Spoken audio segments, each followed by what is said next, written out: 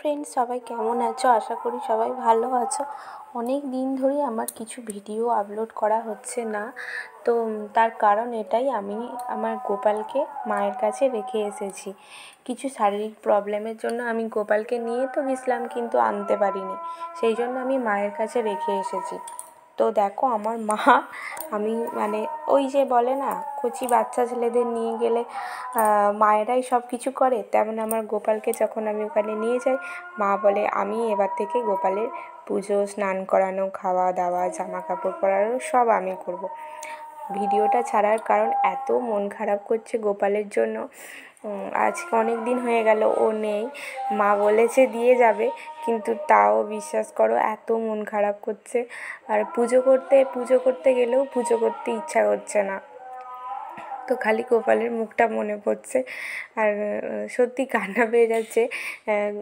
সেদিন আমি কেঁদেও ফেলেছিলাম, খুব মিস করছি গোপালকে। মায়ের টাইম হলে মা বলেছে আমাকে দিয়ে যাবে গোপালকে, কিন্তু কবে দিয়ে যাবে কিছু বলে না।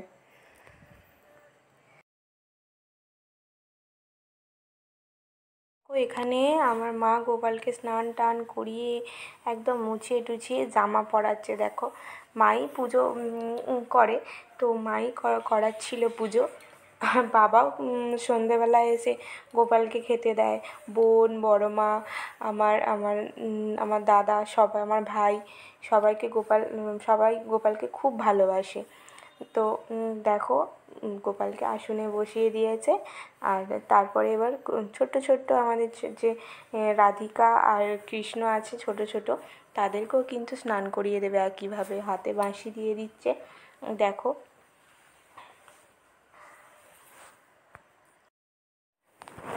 তারপরে দেখো গোপালের মাথায় ময়ূরের পালক দিচ্ছে, আর গোপালকে হার পরিয়ে দিচ্ছে, তারপর চুড়ি টুড়ি পরিয়ে দিচ্ছে, গোপালকে সাজাচ্ছে। আর আমি ভিডিও করছিলাম দাঁড়িয়ে দাঁড়িয়ে।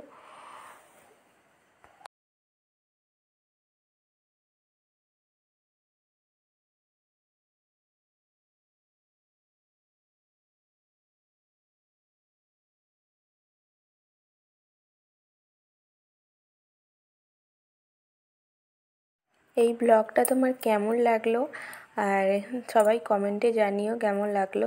আর আমার গোপালের জন্য কিন্তু আলাদা কৌটো করে আমি সাজ টাজ সব নিয়ে গেছি, আলাদা ব্যাগ ছিল, তাতে জামা কাপড় নিয়ে গেছি। তো দেখো, এবার ছোট ছোট ছোট ছোট রাধিকা আর কৃষ্ণদের পালা, তাদেরকে স্নান টান করাবে।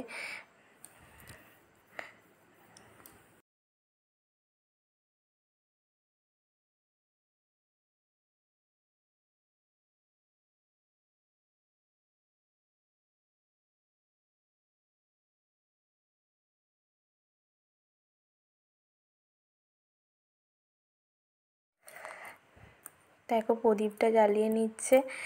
আর পুজোর সব ভিডিওটা আমি দিইনি, জাস্ট এইটুকু ভিডিওটা তোমাদের দিলাম। কেমন লাগলো জানিও, আর ভালো লাগলে অবশ্যই লাইক সাবস্ক্রাইব করে দিও। আর রাধে রাধে। আজকের ভিডিও এই পর্যন্তই।